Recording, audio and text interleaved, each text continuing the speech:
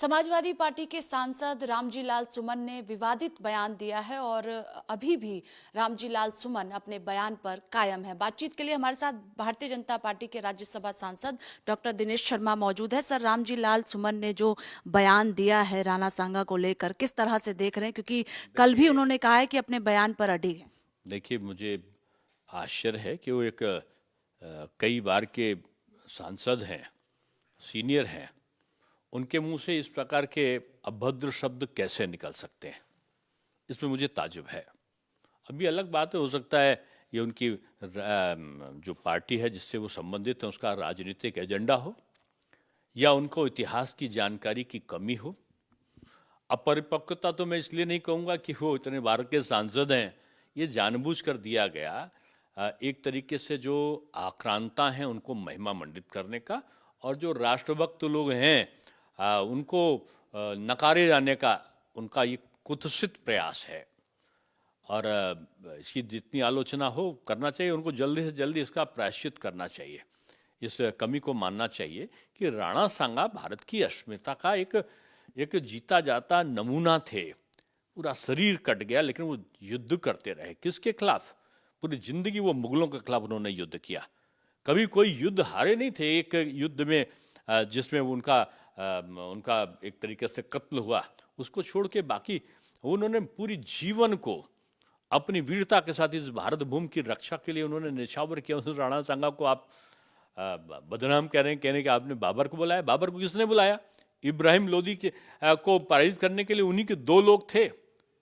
ये इतिहास के विषय उस पर हम लोग चर्चा क्यों करें? आप तो इतिहासकार नहीं हो, आप तो संसद के एक सम्मानित सांसद हो। आपको संसद में इन बातों को कहने की क्या आवश्यकता है? या तो आपको इतिहास की सही जानकारी हो।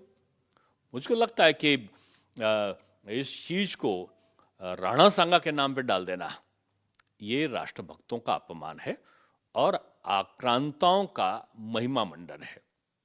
सर, इससे पहले भी देखा गया कि समाजवादी पार्टी के कई नेताओं ने औरंगजेब को लेकर बयान दिया, फिर बाबर को लेकर। अब जिस तरह से बयान, आपको लगता है कि खुद समाजवादी पार्टी के मुखिया को सामने आना चाहिए? क्योंकि समर्थन भी अखिलेश यादव कहीं ना कहीं बयान का कर रहे हैं। मैंने अब जो लोग भी समर्थन कर रहे हैं, मैं तो एक को नहीं कहूँगा, जितने लोग हैं उनको सार्वजनिक रूप में राणा सांगा के बारे में, महाराजा राणा सांगा के बारे में जो की गई टिप्पणी है उसके लिए सार्वजनिक खेद व्यक्त करना चाहिए और आक्रांताओं के महिमा मंडन से बचना चाहिए। ये आक्रांता आपके पूर्वज नहीं है। आपके पूर्वज जो राष्ट्र के लिए अपना न्यौछावर किया वही हैं। इसको जाति और धर्म के चश्मे से मत देखिए। बाबर लुटेरा था और बाबर के जो वंशज थे उन्होंने लूट खसोट करके देश को बर्बाद करने का प्रयत्न किया था। चाहे वो इब्राहिम लोदी हो, चाहे आपका मोहम्मद बिन कासिम तुगलक हो, या इब्राहिम लोदी हो, चाहे जितने हों, चाहे अंग्रेज आक्रांता हों, चाहे फ्रांसीसी आक्रांता हों, इसमें जाति और धर्म नहीं है। इसमें आक्रांता है जिसने भारत की अस्मिता को लूटा है, भारत को खंड खंड करने का षड्यंत्र किया है। ऐसे लोगों की महिमा मंडन से किसी भी राजनेता को बचना चाहिए। एक और आखिरी सवाल है सर कि उत्तर प्रदेश सरकार को 8 साल पूरे हो गए हैं। आप खुद उप मुख्यमंत्री के तौर पर आपने काम भी किया है। किस तरह से इन 8 सालों को देख रहे हैं? क्योंकि समाजवादी पार्टी कह रही है कि जो कामकाज सपा के कार्यकाल में किया गया था उसी को योगी सरकार ने आगे बढ़ाया। अब हमको तो नहीं लगता है कि इतने बड़े बड़े चौड़े एक्सप्रेस वे, दो नहीं, हमको लगता 17 एक्सप्रेस वे उनके समय बने होंगे। ये 21 हवाई अड्डे, तो जब योगी जी सरकार में 2 ही हवाई अड्डे थे उत्तर प्रदेश में, आज 21 हवाई अड्डों पर काम चल रहा है। जब योगी जी सत्ता में आए थे 2 या 3 मेडिकल कॉलेज थे, आज 1 डिस्ट्रिक्ट 1 मेडिकल कॉलेज हर जगह पे बना है। जब आए तो शायद 17 के आसपास प्राइवेट यूनिवर्सिटी थी। आज मैं समझता हूँ कि 4 दर्जन से ऊपर आज विश्वविद्यालय हैं।